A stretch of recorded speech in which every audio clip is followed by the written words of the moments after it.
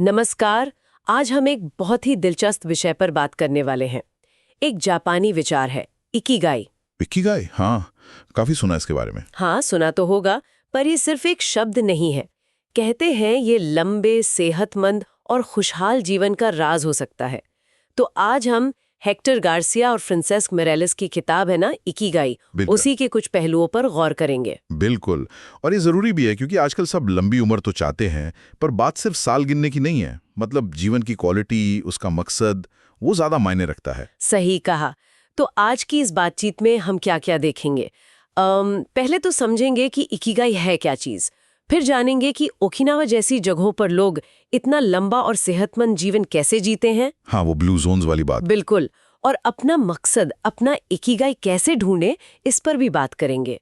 फिर वो फ्लो वाली स्टेट। हाँ हाँ, जब काम में मजा आने लगे। एग्जैक्टली। और आखिर में उनकी लाइफस्टाइल, उनके खान पान से क्या सीख सकते हैं, वो देखेंगे। बढ़िया।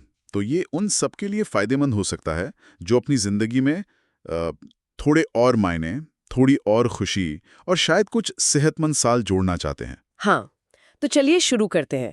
सबसे पहले ये इकिगाई है क्या आखिर? सुना है इसका मतलब कुछ ऐसा है कि हमेशा बिजी रहने की खुशी। हाँ, वो एक मतलब है, पर कहानी उससे थोड़ी ज्यादा गहरी है। इकिगाई दरअसल 4 चीजों का मेल है। एक वेन डायग्राम जैसा सोच सकते हैं। अच्छा, 4 चीजें। कौन सी? पहला, वो काम जो आपको बहुत पसंद है, जिसे करने में मजा आता है। दूसरा, वो काम जिसमें आप अच्छे हैं, आपका टैलेंट है। हम्म। तीसरा, वो जिसकी दुनिया को जरूरत है, मतलब जिससे किसी और का भी भला हो। और चौथा, वो जिसके लिए आपको पैसे मिल सकते हैं या जिससे आपकी रोजी रोटी चल सकती है। ओके। तो जब ये चारों गोले मिलते हैं ना, वो जो बीच का हिस्सा है, वो है इकिगाई। ये सिर्फ हॉबी नहीं, सिर्फ जॉब नहीं, ये जीने की वजह है, सुबह उठने का कारण। ये तो बहुत आइडियल सिचुएशन लगती है। क्या ये वाकई में मुमकिन है? और इसका ओकिनावा से क्या कनेक्शन है? हाँ, कनेक्शन बहुत गहरा है। ओकिनावा जापान का वो द्वीप दुनिया के ब्लू जोन्स में से एक है। ब्लू जोन्स यानी जहां लोग सबसे ज्यादा लंबा जीते हैं। बिल्कुल। ओकिनावा में दुनिया में सबसे ज्यादा शतायुषी हैं, मतलब 100 साल से ज्यादा उम्र वाले लोग। वहां प्रति लाख आबादी पर करीब 24-25 लोग 100 साल के पार हैं। बाप रे। और जब रिसर्च हुई कि ऐसा क्यों है, तो डाइट, मौसम, जेनेटिक्स के अलावा एक बड़ा फैक्टर निकला इकिगाई। वहां के लोग, खासकर ओगिमी गांव में, जिसे शतायुषियों का गांव भी कहते हैं। अच्छा, ओगिमी। हाँ, वहां के बुजुर्ग रिटायर होने के बाद भी खाली नहीं बैठते। कोई बागवानी कर रहा है, कोई समुदाय के लिए कुछ बना रहा है, कोई सिखा रहा है। वो एक्टिव रहते हैं क्योंकि उनके पास एक मकसद है, एक इकिगाई है। ये रिटायरमेंट वाली बात मुझे थोड़ी और समझनी है। मतलब हमारे यहाँ तो 60 मतलब फुल स्टॉप। वहाँ ऐसा नहीं। ज्यादातर नहीं। जापान में रिटायरमेंट का वो वेस्टर्न कॉन्सेप्ट उतना स्ट्रांग नहीं है कि बस अब कुछ नहीं करना। कई लोग अपनी पसंद का काम भले ही छोटे लेवल पर करते रहते हैं। अच्छा। क्योंकि वो काम सिर्फ पैसा नहीं, वो उनकी पहचान का, उनके इकिगाई का हिस्सा है। वो उन्हें व्यस्त रखता है, जुड़ावा महसूस कराता है, और शायद यही चीज उन्हें मेंटली और फिजिकली एक्टिव रखती है। ये सोचना कि मैं अभी भी कुछ कर सकता हूँ, कुछ कंट्रीब्यूट कर सकता हूँ, ये अपने आप में बड़ी बात है। बिल्कुल। तो ओकिनावा और बाकी ब्लू जोन्स जैसे इटली में सार्डिनिया, कोस्टारिका में निकोया, ग्रीस में इकारिया और अमेरिका में लोमा लिंडा, हाँ। इनमें कुछ कॉमन बातें दिखती हैं जो लंबी और सेहतमंद जिंदगी की तरफ इशारा करती हैं। क्या है वो कॉमन चीजें? एक तो डाइट, ज्यादातर प्लांट बेस्ड है, मतलब फल, सब्जियां, अनाज ज्यादा, मीट कम, प्रोसेस्ड फूड बहुत कम। अच्छा। दूसरा, लगातार मूवमेंट। ये लोग जिम वाले नहीं होते ज्यादातर, पर चलते फिरते रहते हैं। बागवानी, पैदल चलना, ये उनकी जिंदगी का हिस्सा है। मतलब हैवी एक्सरसाइज जरूरी नहीं? जरूरी नहीं, हल्की नियमित गतिविधि ज्यादा जरूरी है। तीसरा, जीवन में एक मकसद, वही इकिगाई। और चौथा, जो शायद बहुत अहम है, मजबूत सामाजिक रिश्ते, कम्युनिटी का साथ। खाने पर थोड़ी और बात करते हैं। ओकिनावा का वो हारा हाचीबू सिद्धांत। हाँ, हारा हाचीबू। इसका मतलब क्या है? बस 80% पेट भरो। हाँ। मतलब जब आपको लगे कि बस पेट भरने वाला है, थोड़ी सी कसर बाकी है, तभी रुक जाओ। ये सिर्फ कम खाना नहीं है, ये अपने शरीर को सुनना है। इसके फायदे क्या हैं? फायदे कई हैं। एक तो कैलोरी कम जाती है। ओकिनावा में लोग औसतन 1800-1900 कैलोरी लेते हैं, जबकि अमेरिका वगैरह में ये 2200 से भी ज्यादा है। ओह। कम कैलोरी से पाचन तंत्र पर बोझ कम पड़ता है और माना जाता है कि इससे सेल्यूलर ऑक्सीडेशन धीमा होता है, मतलब एजिंग प्रोसेस स्लो हो सकता है। ये कोई क्रैश डाइट नहीं, ये उनकी आदत है। उनकी प्लेटें भी छोटी होती हैं शायद। हाँ, वो भी मदद करता है। पोर्शन कंट्रोल अपने आप हो जाता है। ये शरीर की जरूरत समझने का तरीका है। और वो सामाजिक जुड़ाव के लिए मोआई की बात आपने की थी, ये क्या है? मोआई बड़ी प्यारी चीज है। ये बचपन के दोस्तों या एक जैसे इंटरेस्ट वाले लोगों का एक ग्रुप होता है। अच्छा। और ये ग्रुप जिंदगी भर साथ रहता है। ये सिर्फ मिलने जुलने गपशप करने के लिए नहीं है। ये एक दूसरे को इमोशनल सपोर्ट देते हैं, कभी कभी फाइनेंशियल मदद भी करते हैं। अरे वाह। सोचिए आपके पास 5-10 लोगों का ऐसा ग्रुप है जो आपके हर सुख दुख में साथ है। ये एक जबरदस्त सिक्योरिटी नेट है। अकेलापन महसूस नहीं होता। ये तो बहुत जरूरी है आजकल के जमाने में। अकेलापन तो वैसी एक बड़ी समस्या बनता जा रहा है। बिल्कुल। मुआई दिखाता है कि इंसान को सिर्फ रोटी कपड़ा मकान ही नहीं चाहिए, उसे अपनापन साथ सहारा भी चाहिए। और ये चीजें शायद लंबी उम्र में भी योगदान देती हैं। दिमाग को एक्टिव रखना कितना जरूरी है लंबी उम्र के लिए। स्वस्थ शरीर में स्वस्थ मन वाली कहावत। बहुत जरूरी। दिमाग भी एक मसल जैसा है, इस्तेमाल नहीं करेंगे तो कमजोर होगा। नई चीजें सीखते रहना, पहेलियां सुलझाना, कोई नई भाषा सीखना या बस रोज के रूटीन में थोड़ा बदलाव लाना, ये सब दिमाग की कसरत है। इससे सिर्फ यादाश्त ठीक रहती है या और भी कुछ? नहीं, सिर्फ याददाश्त नहीं, इससे जीवन में रुचि बनी रहती है, चीजों को लेकर जिज्ञासा रहती है, वरना दिमाग भी बूढ़ा होने लगता है। लेकिन आजकल स्ट्रेस बहुत है, उसका क्या असर होता है? लंबे समय तक रहने वाला स्ट्रेस, जिसे क्रॉनिक स्ट्रेस कहते हैं, वो शरीर का दुश्मन है। वो इम्यून सिस्टम को कमजोर करता है, ओह। हार्ट प्रॉब्लम्स का रिस्क बढ़ाता है। और एक दिलचस्प चीज है टेलोमियर। हमारी कोशिकाओं के सिरों पर कैप जैसे होते हैं। स्ट्रेस इन्हें छोटा कर सकता है और टेलोमियर का छोटा होना एजिंग से जुड़ा है। तो स्ट्रेस से बचना जरूरी है। बचना मुश्किल है पर मैनेज करना जरूरी है। थोड़ा स्ट्रेस तो ठीक है, वो हमें अलर्ट रखता है, पर ज्यादा हो तो नुकसान है। माइंडफुलनेस, मेडिटेशन, प्रकृति में घूमना, ये सब तरीके हैं। ओकिनावा के लोग शायद स्ट्रेस को हैंडल करना बेहतर जानते हैं। और ये जो हम घंटों बैठे रहते हैं ऑफिस में, घर पर, इसका क्या करें? ये बहुत खतरनाक आदत है। इसे न्यू स्मोकिंग भी कहते हैं। घंटों बैठे रहने से शरीर के कई सिस्टम स्लो हो जाते हैं, मेटाबॉलिज्म धीमा हो जाता है। तो क्या करें? उठें, चलते फिरते रहें। ब्लू जोन के लोग यही करते हैं, वो लगातार एक्टिव रहते हैं। जरूरी नहीं मैराथन दौड़े, लिफ्ट की जगह सीढ़ी ले ली, थोड़ी दूर पैदल चले गए, घर के काम खुद कर लिए, बागवानी कर ली। हाँ, छोटी छोटी चीजें। बिल्कुल। रोज बस 20-30 मिनट तेज चलना भी बहुत फर्क ला सकता है। और नींद का कितना रोल है? बहुत बड़ा रोल है। नींद सिर्फ आराम नहीं है, वो शरीर का रिपेयर टाइम है। जब हम सोते हैं तो मेलेटोनिन जैसे जरूरी हार्मोन निकलते हैं। मेलेटोनिन एक पावरफुल एंटीऑक्सीडेंट है, इम्यून सिस्टम को ठीक रखता है। तो कितनी नींद जरूरी है? ज्यादातर लोगों के लिए 7-8 घंटे की क्वालिटी नींद जरूरी है। कम नींद से बहुत सारी दिक्कतें हो सकती हैं। और पॉजिटिव नजरिया, क्या खुश रहने से सच में उम्र बढ़ती है? रिसर्च तो यही इशारा करती है। ऑप्टिमिज्म यानी आशावादी नजरिया और इमोशनल अवेयरनेस यानी अपनी भावनाओं को समझना, ये चीजें लंबी उम्र वाले लोगों में ज्यादा पाई जाती हैं। जैसे ओगीमी की वो बुजुर्ग महिला का गीत। हाँ, उसका सार यही था कि मुस्कुराओ, अच्छा वक्त बिताओ, मिलजुल कर रहो, यही राज है। मुश्किलों को स्वीकार करना पर उम्मीद न छोड़ना, ये लचीलापन, ये रेजिलियंस शायद जीने की इच्छा को बढ़ाता है। चलिए, अब उस हिस्से पर आते हैं जो शायद सबसे गहरा है, अपने इकिगाई, अपने मकसद को खोजना। किताब में विक्टर फ्रैंकल के लोगोथेरेपी का जिक्र आता है, ये क्या है? लोगोथेरेपी बहुत ही पावरफुल आइडिया है। विक्टर फ्रैंकल खुद एक होलोकॉस्ट सर्वाइवर थे। उन्होंने नाजी कैंप्स की भयानक तकलीफें झेली। हाँ, मैंने पढ़ा है उनके बारे में। उनका मानना था कि इंसान की सबसे बुनियादी जरूरत है जीवन में अर्थ खोजना, मतलब मीनिंग। उनकी थेरेपी इसी पर आधारित है कि जीवन में अर्थ कैसे खोजा जाए। कैसे? फ्रैंकल कहते थे कि नीत्शे का एक कथन है, जिसके पास जीने के लिए क्यों है, वो लगभग हर कैसे को सह सकता है। मतलब अगर आपके पास जीने का कोई मकसद है, कोई वाय है, तो आप मुश्किलें झेल सकते हैं। लोगोथेरेपी लोगों को उनके जीवन के उस क्यों को ढूंढने में मदद करती है। ये निराशा या दुख को बीमारी नहीं मानती, बल्कि ये पूछती है कि ये स्थिति आपको क्या सिखा रही है, आप इसमें क्या अर्थ ढूंढ सकते हैं। मुश्किलों में अर्थ कैसे मिलेगा? फ्रैंकल ने 3 तरीके बताए थे। पहला, कुछ रचकर या कोई काम करके। दूसरा किसी चीज का अनुभव करके, जैसे प्रकृति की सुंदरता या किसी से प्यार करके। और तीसरा सबसे अनोखा है, दुख या तकलीफ के प्रति अपना नजरिया बदलकर। जब हम हालात नहीं बदल सकते तब भी हमारे पास ये चुनने की आजादी होती है कि हम उसका सामना कैसे करें। उस चुनाव में ही अर्थ छिपा हो सकता है। ये तो बहुत गहरी बात है। हाँ, ये इकिगाई खोजने की दिशा में एक अहम कदम है। अपने जीवन को मायने देना, चाहे हालात कैसे भी हों। किताब में एक और जापानीज थेरेपी का जिक्र है, शोमा मोरिटा की मोरिटा थेरेपी। ये लोगोथेरेपी से कैसे अलग है? मोरिटा थेरेपी का फोकस थोड़ा अलग है। लोगोथेरेपी अर्थ पर जोर देती है, मोरिटा थेरेपी कर्म पर, यानी एक्शन पर। हाँ, मोरिटा कहते थे कि अपनी भावनाओं, खासकर नेगेटिव भावनाओं जैसे डर, चिंता, इनसे लड़ो मत। इन्हें बदलने की कोशिश मत करो, इन्हें स्वीकार करो, जैसे मौसम आता जाता है। अच्छा, तो फिर क्या करें? अपना काम करो, जो जरूरी है वो करो।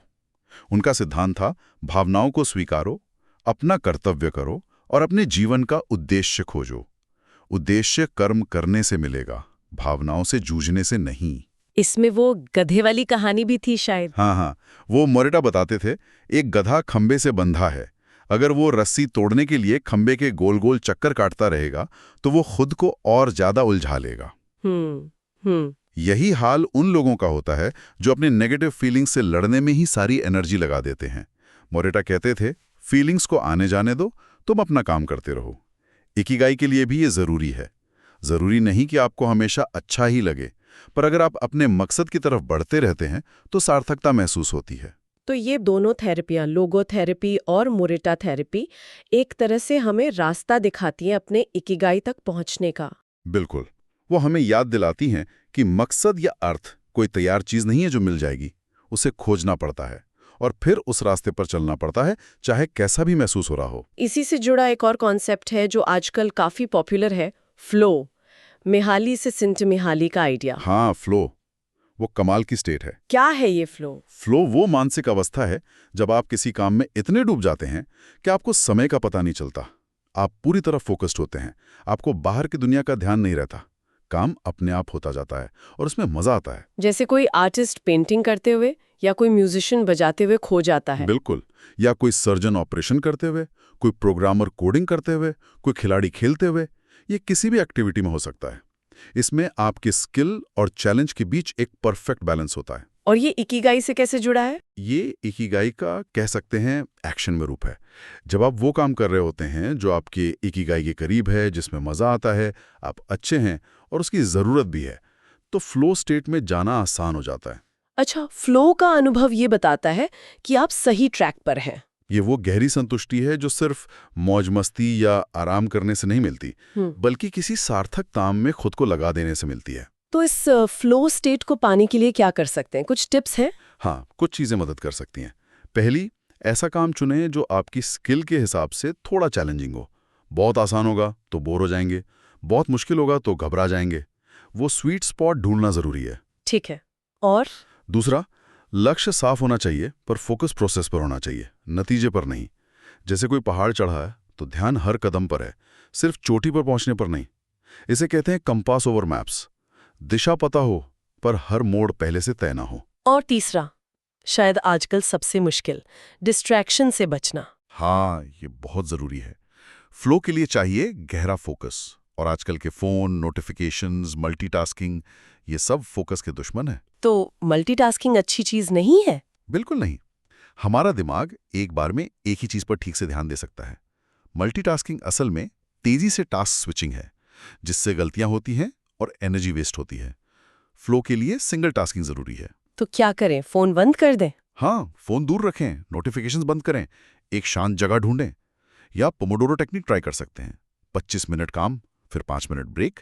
इससे फोकस बना रहता है। जापान में इसके बहुत उदाहरण मिलते हैं ना? हाँ, जैसे वो ताकुमी या कुशल कारीगर। बिल्कुल। ताकुमी वो लोग होते हैं जो अपनी कला में महारत हासिल करने के लिए सालों लगा देते हैं। वो अपने काम में पूरी तरह समर्पित होते हैं। जैसे सुशी मास्टर ज़ीरो ओनो। हाँ, या एनिमेटर हायाओ मियाज़ाकी। उनका काम ही उनकी जिंदगी है। वो फ्लो में जीते हैं।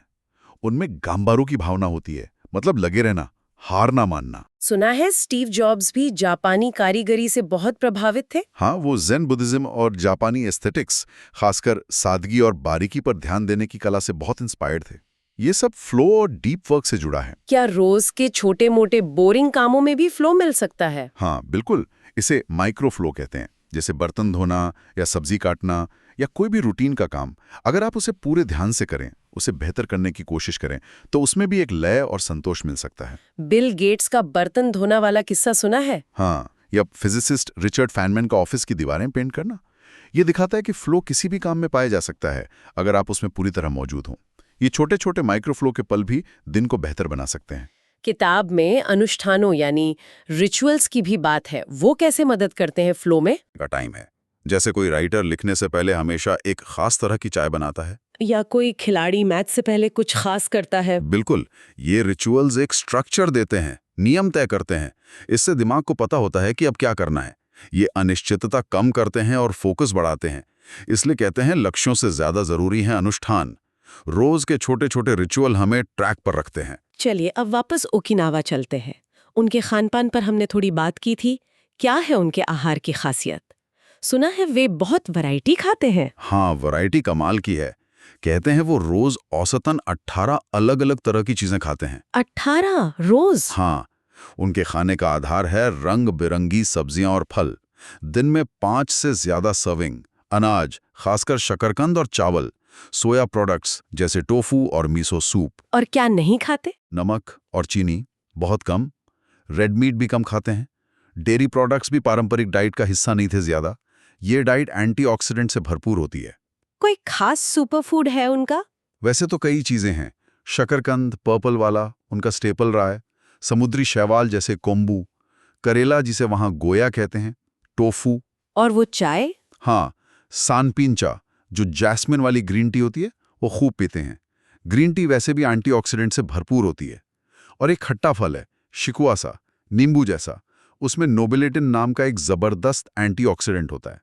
पर राज किसी एक चीज में नहीं, पूरी डाइट पैटर्न में विविधता, ताजगी और संयम। वही हारा हाचिबू। खानपान के अलावा उनकी लाइफस्टाइल से क्या सीख सकते हैं? जब ओगिमी के बुजुर्गों से बात की गई तो क्या बातें निकली? कुछ सिंपल सी बातें बार बार सामने आई। पहली, ज्यादा चिंता मत करो। दूसरा, अच्छी आदतें बनाओ, जैसे रोज बागवानी करना, थोड़ा चलना। तीसरा, दोस्त बनाओ और दोस्ती निभाओ। ये उनका सबसे बड़ा इकिगाई लगता है, लोगों से जुड़े रहना। वो मुआए और युमारू। हाँ, युइमारू। चौथा, जिंदगी को थोड़ा धीरे जियो, हड़बड़ी में नहीं। और पांचवा, हमेशा आशावादी रहो। व्यस्त रहो पर आराम से। बिल्कुल। उनका जीवन एक्टिव है पर रिलैक्स्ड है। समुदाय का बहुत महत्व है। त्योहार साथ मनाना, एक दूसरे की मदद करना।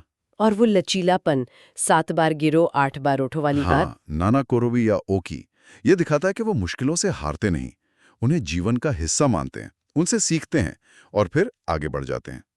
ये मेंटल टफनेस, ये रेजिलियंस शायद लंबी उम्र के लिए फिजिकल हेल्थ जितनी ही जरूरी है। व्यायाम पर हमने बात की कि वो हल्की फुल्की कसरत करते हैं।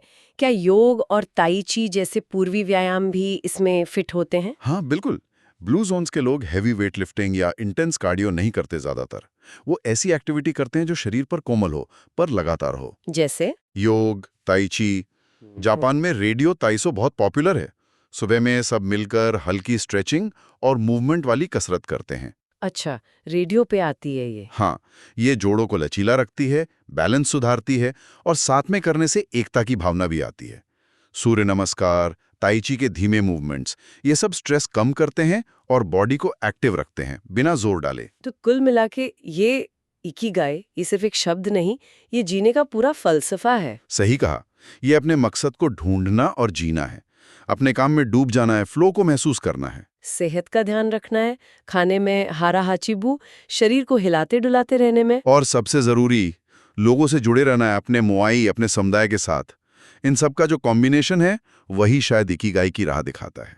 ओकिनावा के लोगों की जिंदगी हमें यही याद दिलाती है कि शायद लंबी और खुशहाल जिंदगी का राज बहुत कॉम्प्लिकेटेड नहीं है। हाँ, ये सादगी, संतुलन, रिश्तों और रोज की छोटी छोटी खुशियों में छिपा है। और ये भी कि मकसद ढूंढने या खुश रहने की कोई उम्र नहीं होती। तो जाते जाते सुनने वालों के लिए एक सवाल छोड़ जाते हैं। सोचिए, आपकी रोज की रूटीन में ऐसी कौन सी छोटी सी एक्टिविटी है जो शायद बोरिंग लगती हो? जैसे सुबह की चाय बनाना या पौधों को पानी देना। हाँ, उसे आप थोड़ा और ध्यान से पूरी तरह उसमें डूबकर एक माइक्रो फ्लो का मोमेंट बना सकते हैं। सोचिए कैसे ये छोटे छोटे पल आपकी बड़ी पिक्चर, आपकी इकिगाई का हिस्सा बन सकते हैं। सोचने वाली बात है। तो आज की ये गहरी पड़ताल यहीं खत्म करते हैं। उम्मीद है इकिगाई की इस यात्रा ने आपको अपनी जिंदगी को और ज्यादा अर्थपूर्ण बनाने के लिए कुछ नई सोच, कुछ प्रेरणा दी होगी। जरूर दी होगी।